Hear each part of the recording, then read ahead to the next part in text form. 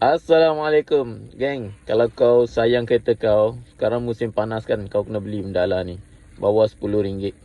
Ini adalah penutup cermin depan lah. Tak bagi panas tu masuk dalam kereta.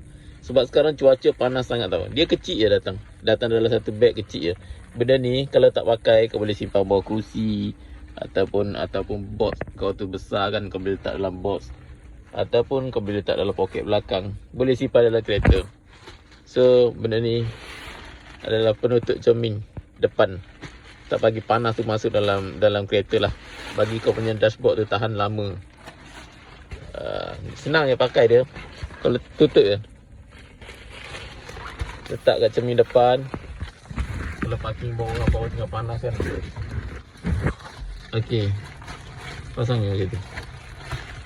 Susah sikit sekarang sebab aku sebelah tangan kan. Bila dah pasang dia jadi gelap macam tu. Okey, ngam masuk.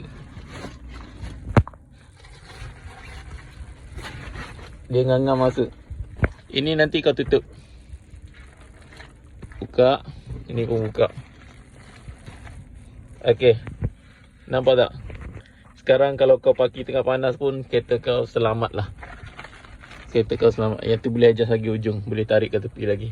So yang ni dia ada saiz dia. Kalau kereta kau besar, kau beli saiz besar. Kalau kereta kau cermin depan dia tu kecil, kau beli saiz kecil. Ikut saiz cermin kereta. So bila dah macam ni nanti panas kuranglah sikit masuk dalam kereta kan. Jadi bila kau buka pintu kereta tu, tak adalah rasa bahang sangat kereta. Jadi dan dashboard pun akan tahan lama. Mantap. Tutup elok.